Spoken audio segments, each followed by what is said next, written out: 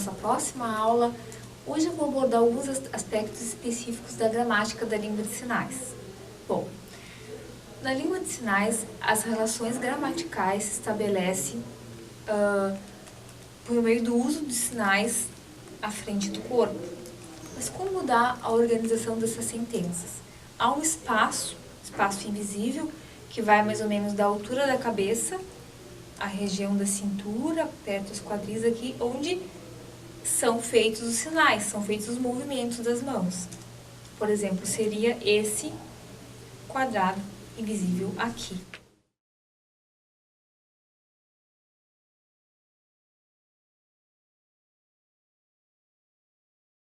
Mas como se dá então a sentença na língua de sinais? Como é essa estrutura gramatical? Por exemplo, se eu tenho na língua portuguesa a frase Ana entregou o livro a ele, tá? Na língua de sinais, a estrutura dessa sentença vai se dar da seguinte forma. Eu vou marcar referentes no espaço e vou localizar através do posicionamento das minhas mãos. Por exemplo, a frase Ana entregou o livro a ele ficaria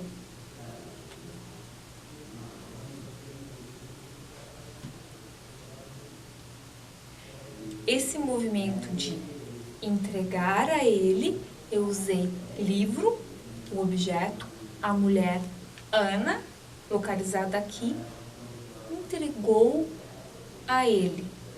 Então, eu marquei dois referentes no espaço, que foi Ana e ele, uma pessoa qualquer, e tem-se então o verbo entregar, que por meio do movimento estabelece a relação gramatical. Ok? Bom, mas como se dá então a constituição dos sinais? Como se constroem os sinais? Ok, os sinais se dão por meio dos movimentos das mãos, mas como é a estrutura mínima desses sinais?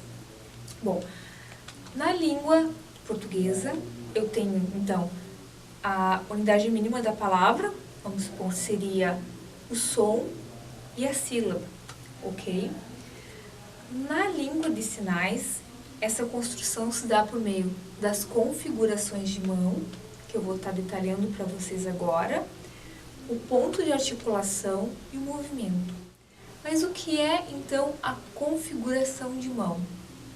Olha, como vocês podem perceber nessa imagem, a configuração de mão seria essa. O formato da mão, copo, se daria dessa forma. Essa seria a configuração de mão.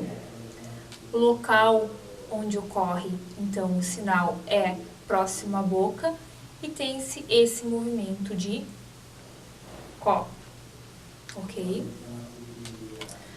Mas como se chegou, então, a esses parâmetros da língua de sinais? Na verdade, há 5 parâmetros que constituem a língua de sinais, mas como se chegou a esses principais parâmetros que constituem, então, os sinais, que é a configuração de mão, a locação, o ponto de articulação, vocês podem encontrar em alguns livros a localização do sinal como ponto de articulação, e o movimento. Esses 3 primeiros parâmetros foram descobertos por William Stokes nas suas pesquisas em 1960. Ele descobre, então, a configuração de mão, o movimento e a locação.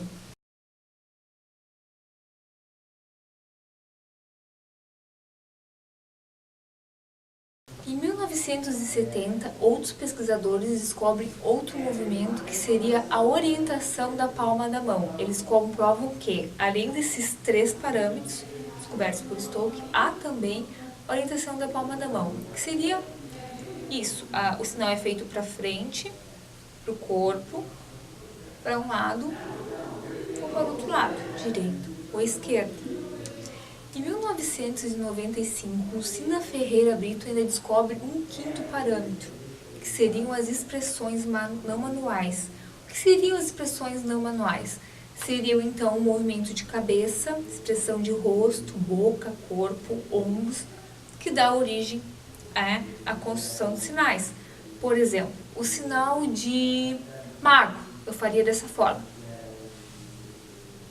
Observem que há uma expressão, uma bochecha que muda de forma, magro, né? Há uma expressão de rosto também, sobrancelha. E se fosse o sinal de gordo, faria dessa forma. Infla a bochecha e muda a expressão do rosto e há uma elevação também dos ombros.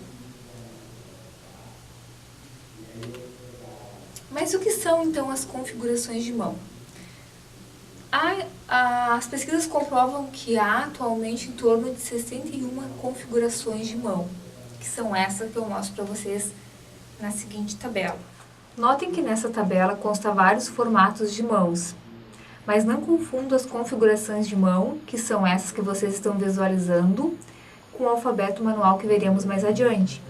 As configurações de mão são os formatos das mãos que dão origem aos sinais. Por meio dessas configurações, se dá origem a um número infinito de sinais. E como são usadas as configurações de mão? Elas são usadas, então, para formar os sinais, né? Podem ser usadas isoladamente, por exemplo, o sinal água é feito com essa configuração de mão e tem esse movimento, tendo o queixo como local onde se realiza o sinal. Podem ser usadas com as duas mãos, a mesma configuração de mão, por exemplo, brincar.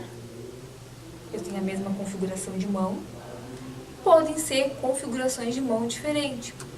Vamos supor um exemplo, filme. Eu tenho duas configurações de mão diferentes. Essa configuração de mão, não fechada, mas mais aberta, o movimento, e eu mostro filme. Uma outra configuração de mão.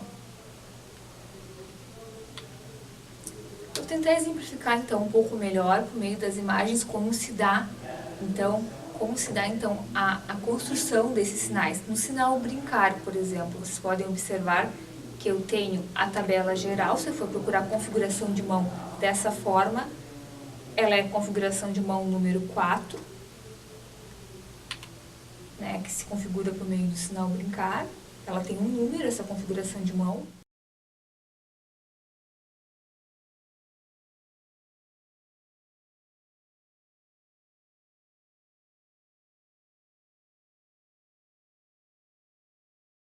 E se fosse o sinal de chocolate?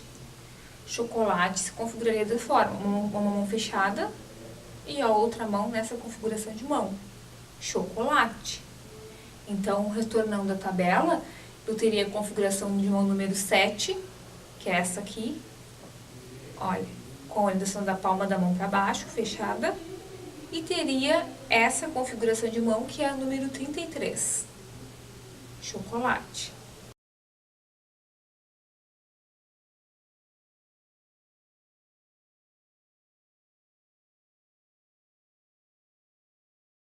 Então, observe a configuração de mão utilizada nos seguintes sinais.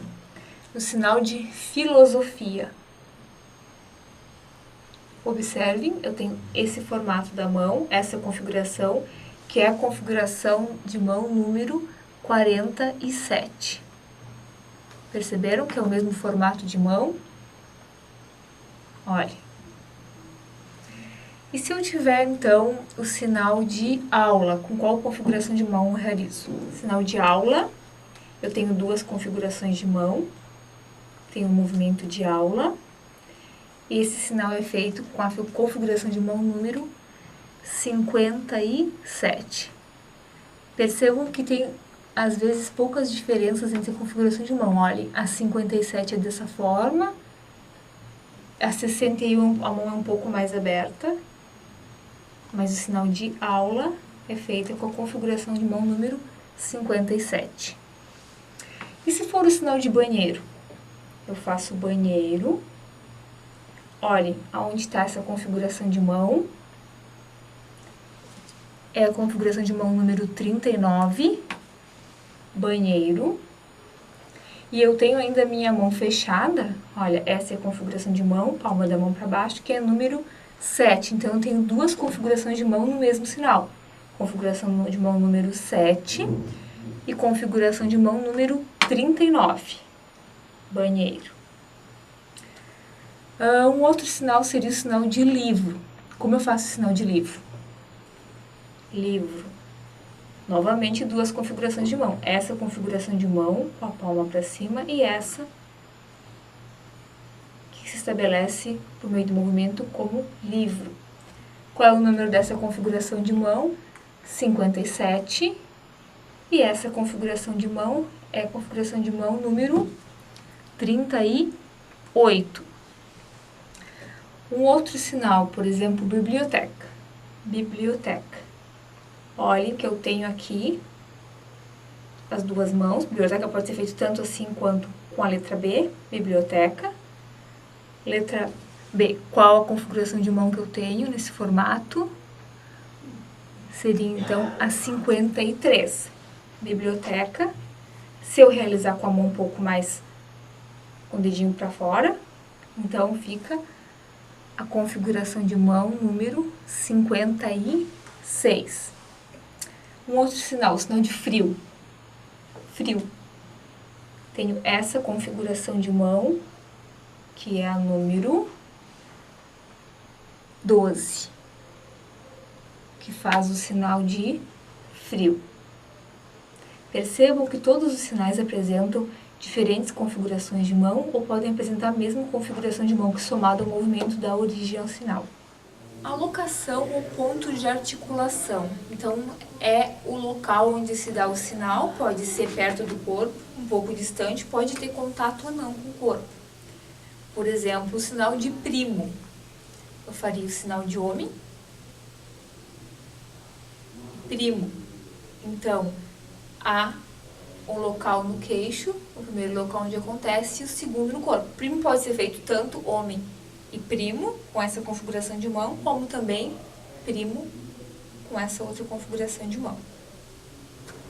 O sinal de bêbado, por exemplo, eu faria nesse local, na testa.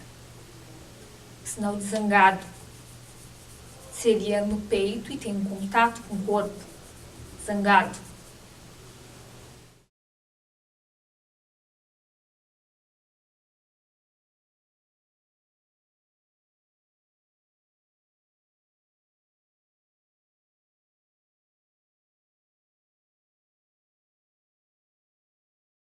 E o movimento, então? O movimento, como eu expliquei para vocês, então faz parte da estrutura gramatical da língua de sinais, né?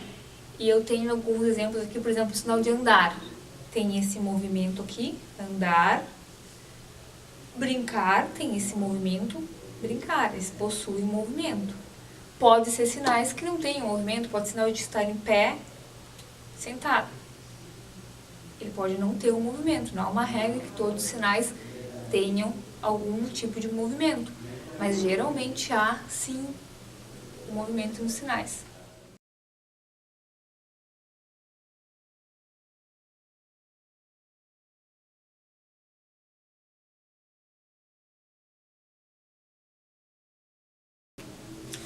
O movimento ainda pode ser retilíneo, que é um movimento retilíneo.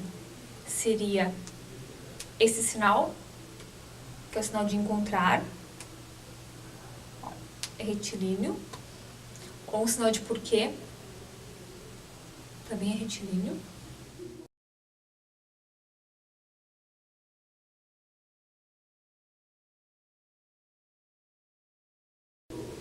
Pode ainda ser um movimento do sinal circular, por exemplo, que pode ser o sinal de idiota. É um sinal com movimento circular. Bicicleta.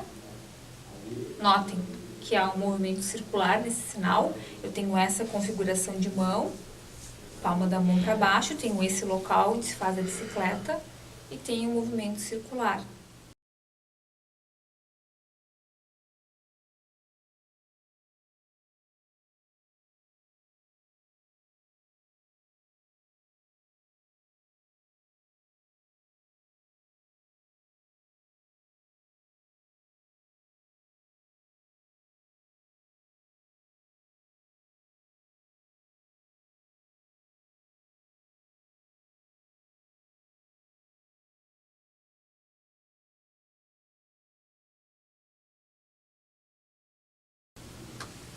Pode ser também um movimento em formato de espiral, em que é denominado helicoidal, que eu tenho esse movimento aqui para alto, a pessoa alta. macarrão. Notem que há um movimento aqui que é em forma de espiral.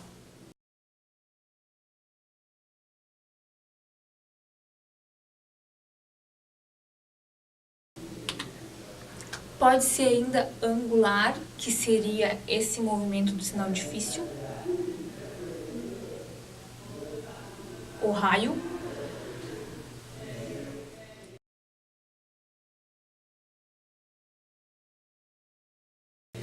Pode ser semicircular, sinal de surdo, coragem.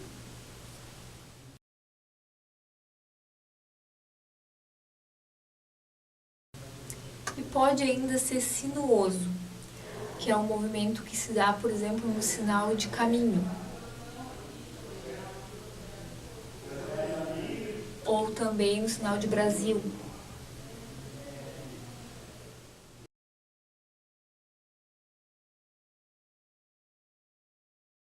Tem-se ainda, então, o seguinte parâmetro, que é a orientação da palma da mão, que eu já expliquei para vocês, que pode ser para frente, para um lado do corpo, para a direita, para a esquerda, que se configura, essa orientação vai se dar naturalmente quando se faz o sinal, por exemplo, aceitar, palma da mão está para cima, eu tenho sinal de aceitar, comer, para mim, para dentro do corpo, tá uma palma da mão, mostrar, para frente, meu, para dentro do corpo.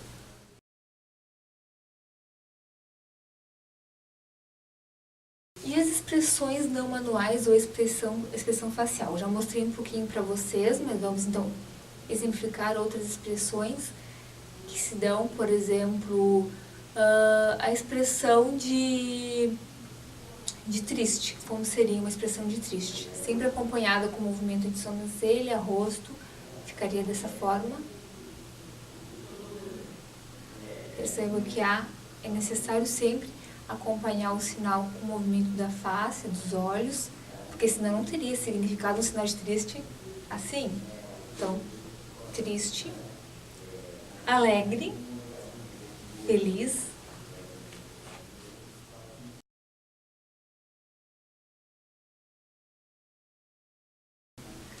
Outra expressão poderia ser o sinal de vergonha. Muita vergonha.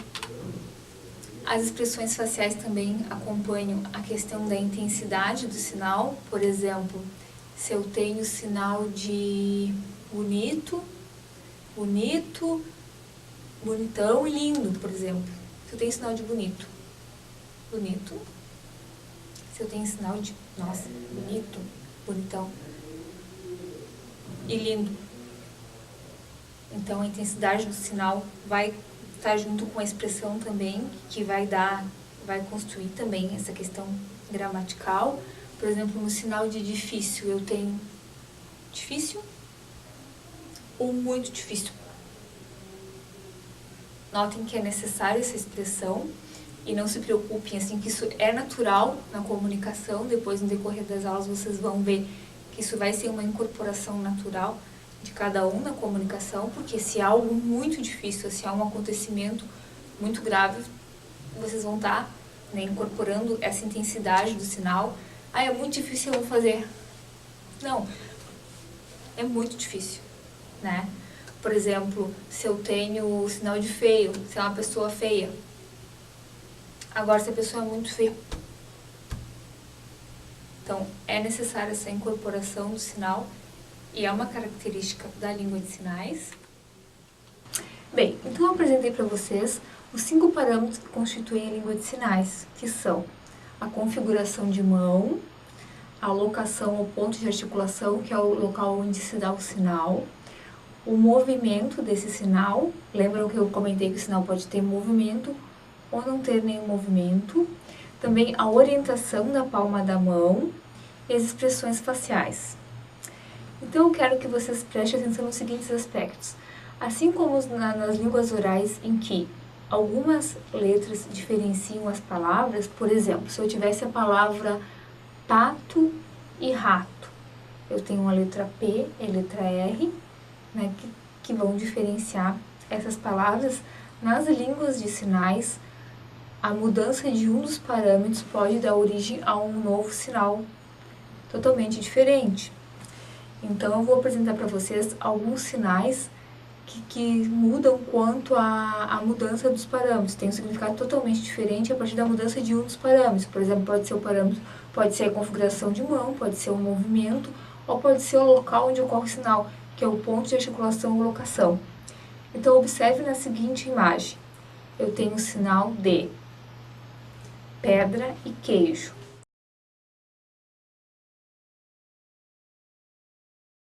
Então, preste atenção no seguinte. Eu tenho o sinal de pedra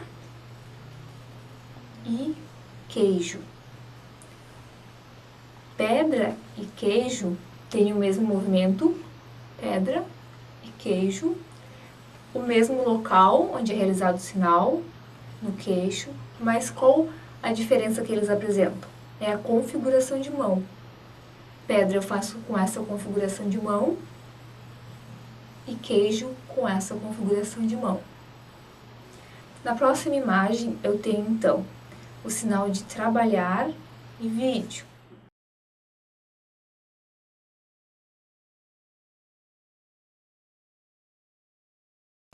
Então, olha, o sinal de trabalhar e o sinal de vídeo. Qual a diferença que eu tenho nesse sinal? Qual dos parâmetros se diferencia, então?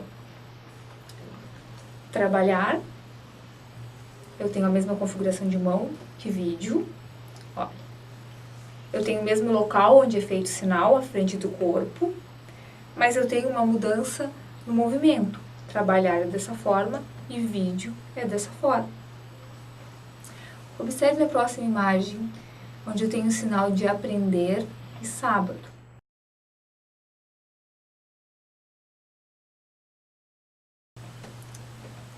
Aprender, sábado.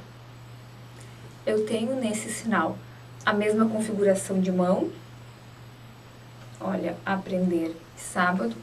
Tenho o mesmo movimento, abre e fecha 2 vezes, mas tem um diferente local onde é realizado o sinal.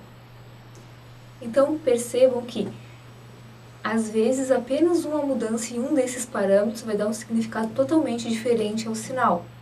Na língua de sinais, a mudança desse significado se chama par mínimo, são os pares mínimos dos sinais, que é apenas uma mudança que traz uma diferença significativa para um sinal.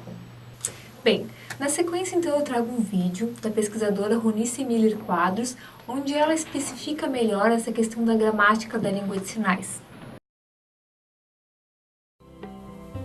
A língua de sinais brasileira, ela possui uma estrutura própria, que difere de outras línguas de sinais, assim como da língua portuguesa ou qualquer outra língua falada. Apesar disso, existem princípios gerais que são comuns a todas as línguas, inclusive as línguas de sinais, incluindo a língua brasileira de sinais. Isso é muito interessante porque mostra, evidencia os princípios da linguagem que são comuns, que são considerados universais. Apesar disso, cada língua tem sua particularidade. A língua de sinais brasileira, ela tem uma estrutura completamente visual, ela é organizada nesse espaço e todas as relações gramaticais são estabelecidas dentro desse espaço, visualmente. Então, por exemplo, eu estabeleço um ponto para um referente aqui, vamos supor um cachorro e o gato nesse ponto, e eu faço a relação gramatical desse ponto para esse ponto. Então, por exemplo, o cachorro pegou o gato. Então, aqui nós temos uma sentença da língua de sinais brasileira organizada dessa forma, usando os pontos no espaço para estabelecer as relações gramaticais. E vocês podem ver que existe a estrutura e a ordem. O cachorro como sujeito da sentença e o gato como objeto. E o verbo faz essa relação no espaço usando a direção e o movimento.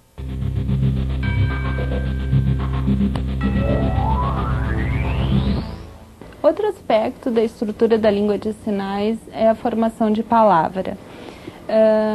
Se difere um pouco da língua portuguesa, porque a unidade mínima da língua portuguesa é o som e passa a sílaba. Na língua de sinais, são os movimentos, as configurações de mão e o ponto de articulação, o local onde esse sinal vai ser feito. As configurações de mão, eu gostaria de mostrar, envolvem esse conjunto. Além desse esse conjunto, por exemplo, eu posso fazer um sinal diferente, mudando só a configuração de mão. Por exemplo, o sinal de pedra, que envolve essa configuração de mão, ela é feita nesse ponto de articulação, que é o queixo, e se eu fizer com essa configuração de mão, eu mudo o sinal para queijo. A mesma coisa no português seria para pala e bala. A mudança de uma unidade sonora, B e P, muda a palavra. É mais ou menos isso que acontece com as configurações de mão, com as unidades mínimas da língua de sinais. Além das configurações de mão, nós temos os movimentos básicos.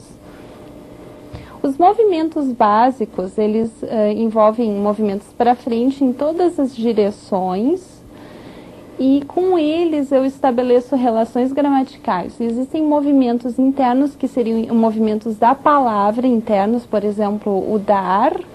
Eu posso fazer assim, que significa eu dou para você o livro e você me dá o livro, por exemplo. Então, mudando a direção do movimento, esse movimento, eu determino a relação gramatical. E dentro do próprio sinal existem movimentos. Por exemplo, o sinal de pedra, voltando ao mesmo exemplo citado anteriormente, o movimento é esse. Ele bate intermitentemente no queixo e é o mesmo movimento do sinal de queijo. Tem vários movimentos, por exemplo, o movimento circular é um movimento super comum na língua de sinais, ele dá a ideia de continuidade, por exemplo,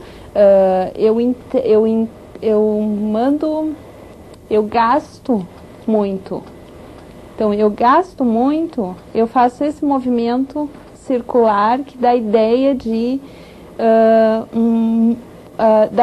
intensidade. E isso é super importante, porque a ideia que as pessoas têm de que na língua de sinais não existe prefixo ou sufixo.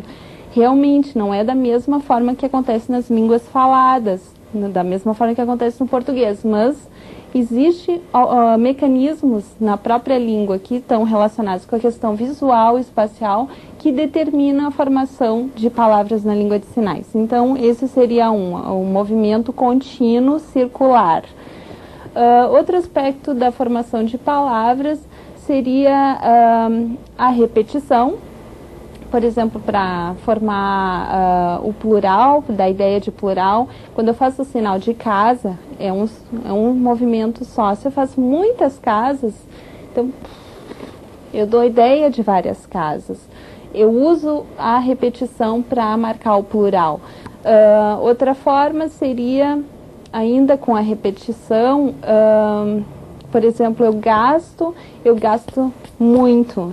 Eu faço também, usando a repetição, um movimento várias vezes para dar ideia de plural, de intensidade.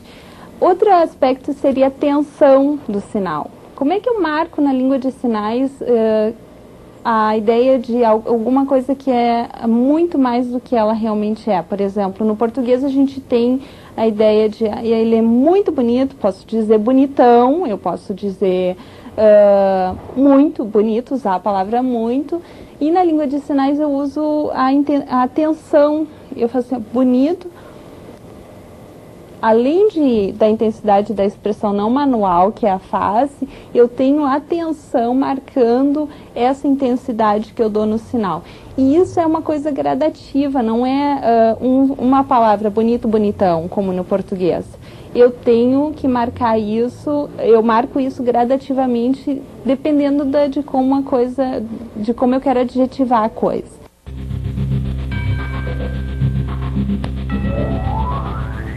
Os verbos sem concordância, eles normalmente são ancorados no corpo. Como a própria palavra diz, eles são feitos no corpo. Então, por exemplo, o verbo conhecer, o verbo gostar, pensar, sonhar, ele é próximo ao corpo, ele não está exatamente ancorado, encostado, mas ele é muito próximo.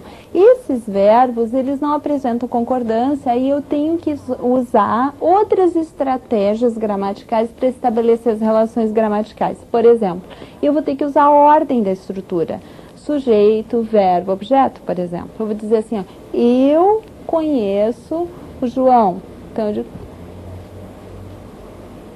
eu uso a ordem, eu favoreço o uso da ordem da estrutura para estabelecer as relações. No caso dos verbos com concordância, a ordem não é a coisa mais importante. Eu posso usar a ordem, mas ela não é mais importante, porque como eu tenho os pontos estabelecidos no espaço, como eu já havia mencionado anteriormente, aqui para cachorro, né, o cachorro e o gato, eu estabeleço esses pontos no espaço antes e aí faço a concordância verbal de acordo com esses pontos. Então, se eu quero dizer que o cachorro pegou o gato, eu faço isso aqui. Então, eu poderia dizer o contrário, eu poderia dizer que o gato que pegou o cachorro. Então, isso é possível porque eu estou usando os pontos, a direção nesse verbo pegar é que está sendo o elemento de concordância e estabelecendo a relação gramatical, formando então a estrutura.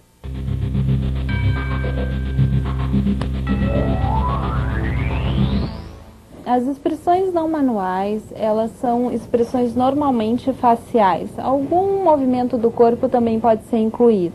As expressões faciais, elas podem ter ou não função linguística, gramatical.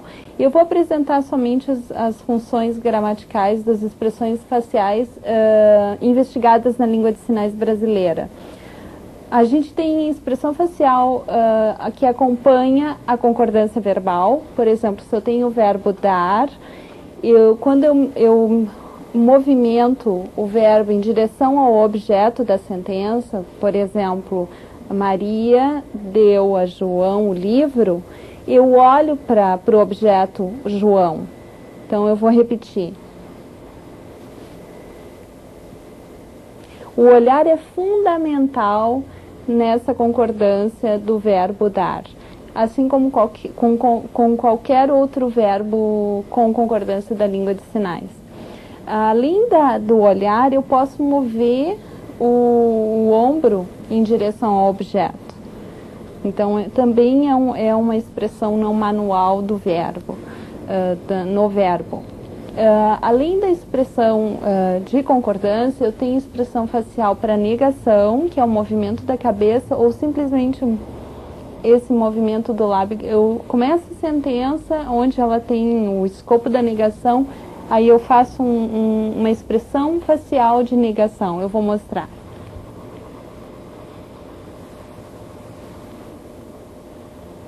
Então, eu baixo os lábios levemente e aí movo a cabeça quando eu faço o sinal negativo.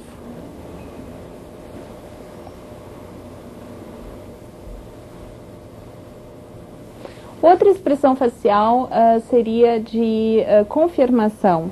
Na língua de sinais brasileira, eu tenho uma estratégia de foco, de colocar em foco alguma informação. Por exemplo, eu digo: eu posso ir à sua casa, eu posso. Esse poder, o verbo poder aqui, ele fica mais enfático. E aí eu uso o movimento da cabeça. Olhem só.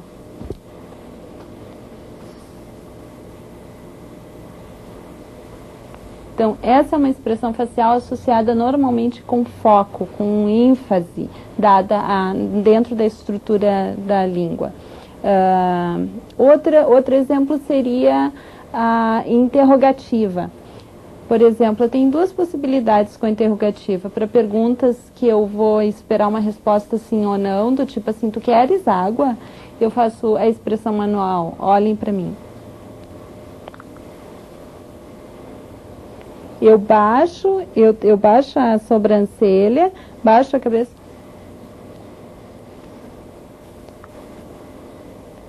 E marco durante toda a realização dos sinais, eu mantenho essa expressão facial associada com a estrutura.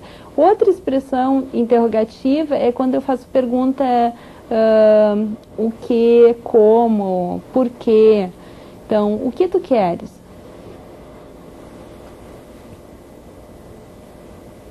Eu levanto o rosto e levanto a sobrancelha. E faço essa expressão facial. É fundamental associar a expressão facial de interrogativa às estruturas interrogativas. Bom, pessoal, por enquanto, nessa aula seriam esses aspectos. Nós vamos dar sequência, então, com o alfabeto manual e já algumas aulas mais práticas na sequência. Espero que vocês tenham gostado. Qualquer dúvida vocês podem postar lá no nosso fórum de discussões, né? E por enquanto é isso. Obrigada por mais uma aula.